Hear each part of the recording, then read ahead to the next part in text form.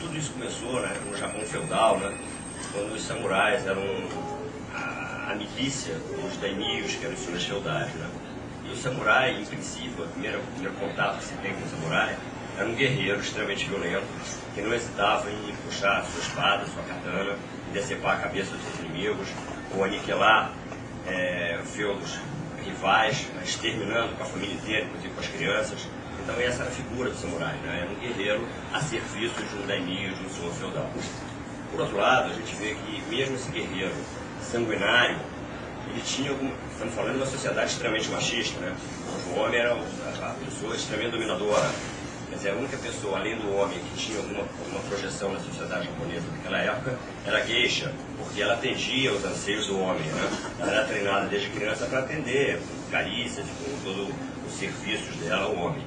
Inclusive, naquela época, uma coisa engraçada, que coisa que hoje a gente abomina, qualquer um de nós abomina, a relação sexual com garotos, naquela época era uma coisa comum. A geisha ia para o samurai e levava um garoto que levava o samurai através da relação sexual, a jovialidade e tudo mais, coisas que hoje a gente abomina, naquela época era super aceitável. Então estamos falando de um homem extremamente machista, de um homem extremamente sanguinário, e que, no entanto, era um homem voltado, em outros momentos, para desenho de letras. Quem fazia todo o trabalho de caligrafia no Japão naquela época, não existia máquina de escrever em japonês nem nada, toda a linguagem kanji, aqueles belíssimos ideogramas, era um samurai. E ele também se dedicava bravamente ao cultivo das plantas. Quer dizer, cada vez que nascia um filho de samurai, ele plantava um bonsai e cuidava desse bonsai durante a vida inteira. Quer dizer, eram pessoas que, por um lado, eram extremamente agressivas, por outro lado, desenvolviam uma sensibilidade muito grande através das artes, da cultura. Eram pessoas extremamente cultas, liam muito. Então, é uma coisa que a gente sempre coloca nesse contexto de uma violência junto ao lado de uma coisa como a sensibilidade. E nós, quando começamos esse projeto social, do qual você começava a falar no Parmach, é uma das coisas muito me orgulha, a gente começou esse projeto social na Rocinha, com 15 alunos, e hoje em dia a gente tem 1000 alunos em 4 polos. E nós estamos dentro da violência, quer dizer, a gente está dentro de uma Rocinha. Tem muita gente que desconhece aquele processo todo, imagina que a Rocinha seja um bando, um gueto onde só tem bandidos e traficantes. A gente aprendeu que não é bem assim. Eu vou só contar uma historinha que aconteceu no treino de quarta-feira, segunda-feira, foi bem recente. Nós estávamos fazendo uma seletiva, eu e o Duda, meu filho, Eduardo, que também é faixa preta e que também faz esse projeto social. Normalmente se envolvendo nesse projeto social, começamos eu, o Duda e o Flávio Canto, que é atleta olímpico, etc. Estávamos nós fazendo uma seletiva para o campeonato estadual que será na semana que vem, no fim de semana que vem, e um dos garotos, 2 garotos que estavam disputando uma posição, só um iria para o campeonato estadual, os 2 garotos muito aguerridos, com uma luta muito disputada, o Duda estava arbitrando, era o árbitro central, eu era o árbitro lateral, e os 2 garotos, uma luta muito disputada, e de repente um garoto ganhou a primeira, também por um ponto, uma pontuação muito pequena. Perdeu a segunda e perdeu a terceira, e ele perdeu a esportiva. E aí ele questionou a decisão do Duda, que tinha dado um ponto para o outro. E esse garoto é um garoto de 27 anos, criado na Rocinha, dentro daquele esquema de violência e tudo mais. E o Duda chamou ele, deu-lhe uma reprimenda, porque ele não aceitava que um garoto que perdesse, saísse da área sem cumprimentar, chamou ele para que ele cumprimentasse o adversário. E no final do treino, esse garoto de 27 anos estava aos prantos.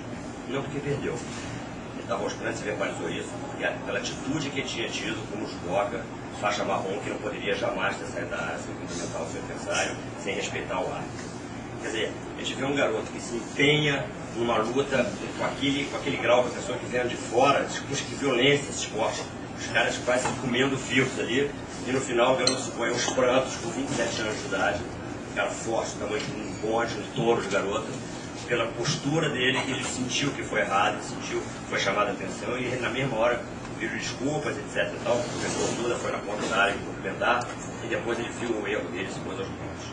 Então eu acho que eu começo a entender, principalmente através desse projeto, e sensibilidade, quando ele fala em principalmente sensibilidade, eu entendo a sensibilidade como a atenção que se tem ao nosso entorno. Quer dizer, eu acho que você é tão insensível quanto você não percebe o que está ao seu redor. Quando você começa a entender o seu semelhante, quando você começa a entender a posição do traficante, veja bem, eu não estou aqui defendendo a posição do traficante não, mas quando você começa a entender aquela posição, aí você está desenvolvendo o processo de sensibilidade, você está crescendo como pessoa humana. Eu digo sempre hoje que que apesar desse projeto, a gente ter implantado o projeto, a gente está nele há mais de 5 anos, 6 anos agora, não sei de nada. 9 anos já, passa rápido. Então já estamos há 9 anos com esse projeto, com 1000 alunos, e no princípio a gente achava que nós estávamos nos dando ao projeto. Puxa, nós estamos fazendo um bonito aqui, nós estamos ensinando judô para essa galera. Hoje a gente tem a plena consciência que não é isso. Quer dizer, hoje a gente está aprendendo muito com esse projeto. O que eu, Flávio, Dudu e os outros professores que depois chegaram, o que nós estamos aprendendo com o projeto é uma coisa incrível em termos de relacionamento humano. Eu acho que aí entra o processo da sensibilidade. Eu acho que aí a gente começa a sentir realmente o que cada indivíduo daqueles tem para nos trazer. E as histórias são tristes, as histórias são terríveis. Você não imagina que seja um dia a dia de alegria. A gente ouviu chegar uma menina dizendo, puxa, ontem foi um maior problema, porque de repente nós estávamos numa festa lá na favela, e aí chegou um cara, levou meu tio embora e depois voltaram com um saco, com a cabeça dele dentro do saco. Ai meu Deus. Quer dizer, uma coisa tão fora da nossa realidade que a gente não entende. Aí você engole em seco, o que eu vou dizer para essa menina? E ela falando isso com uma naturalidade, quer dizer, a violência é uma coisa que passa a ser natural. Eu acho que o grande problema da nossa sociedade hoje não é a violência, é a acomodação com a violência. É você ver o cara tomar um tiro do seu lado e você passa despercebido, você é incapaz de olhar, você nem olha, é normal, já passa a ser normal. Eu acho que esse é o grande problema que a gente vive hoje. Quer dizer, essa falta de sensibilidade para entendermos que a gente tem que, de alguma maneira, de alguma forma, que cada um vai buscar a sua, nós buscamos a nossa, tentar mudar tudo isso. O Flávio tem uma frase no meu reunião que eu quase bati nele. O Flávio, ele disse um dia que naquele projeto nós estávamos mudando o mundo.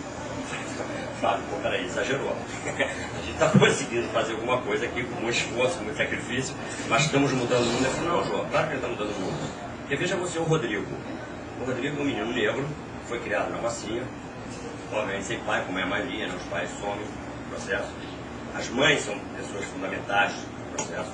Você tem uma mãe forte, o garoto tem solução, tem saída. E o Rodrigo é um garoto que foi criado lá e de repente veio para o projeto, conseguiu uma bolsa de estudos no projeto na Gama Filho, se formou em Educação Física. Hoje ele dá aula no projeto, dá aula em 2 academias de ginástica, ele acompanha personal training. E de repente o que a gente entende é o seguinte, o Rodrigo, ele certamente vai ter um discurso para os filhos dele que ele não recebeu dos pais dele. E para os netos dele, que ele também, os filhos não receberam. Em suma, a partir do Rodrigo e de outros elementos que a gente já tem hoje, são 5 faixas pretas que a gente já formou, já estamos com 8 formados na universidade com bolsa de estudos do projeto, temos mais 10 na universidade, temos mais 40 nas universidades com bolsa de estudo também por colégios privados, vamos explicar um pouquinho depois, mas a gente realmente entende, eu comecei a entender da razão Flávio. Quer dizer, não adianta a gente querer mudar o mundo contextualmente, vamos mudar o mundo a partir... Não, a gente tem que começar como o passarinho do incêndio da floresta lá, né? Vamos levar a nossa primeira gota. Você não vai apagar o incêndio da floresta, não, eu estou fazendo a minha parte. Eu acho que se cada um se entendesse que tem que fazer a sua parte, da melhor maneira possível. Por exemplo, um aluno um dia chegou para mim e disse assim, puxa, mas o que eu posso fazer no projeto? O que você quer fazer no projeto? A gente precisa de tudo, né? E ela, como psicóloga, hoje em dia está envolvida com o projeto, atendendo os alunos do projeto. Tudo isso que a gente faz é voluntário, e eu vou te dizer uma coisa. Eu já tive remunerações belíssimas na minha vida, como profissional, que eu fui e tudo mais. Ainda tenho alguma remuneração como professor e tudo mais. Mas a coisa que mais me orgulha hoje, eu digo isso de cara limpa, de peito aberto, a coisa onde eu não me atraso, onde eu me orgulho muito, é de trabalhar nesse projeto social. Eu falo nesse projeto, se eu começar não paro mais, eu fico extremamente emocionado. E eu acho que isso mexeu muito com a nossa sensibilidade. E as artes marciais, eu acho que a Marisa falou das artes marciais aí, falou de algumas delas, taekwondo, etc e tal, jiu-jitsu.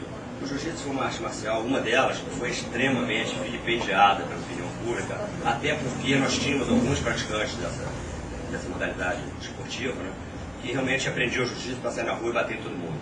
E não é isso que se aprende, quer dizer, em toda academia séria, existem academias que treinam as pessoas realmente para bater. Mas não é o caso. No judô, então, isso não existe. No judô, toda a formação ética, toda a formação desde a criança até o adolescente, até o adulto, é privilegiando a não violência, o respeito. Não existe começar um treino sem todo mundo se cumprimentar formalmente, o cumprimento japonês, a tradição da luta japonesa. Mas no jiu-jitsu, inicialmente, não era assim.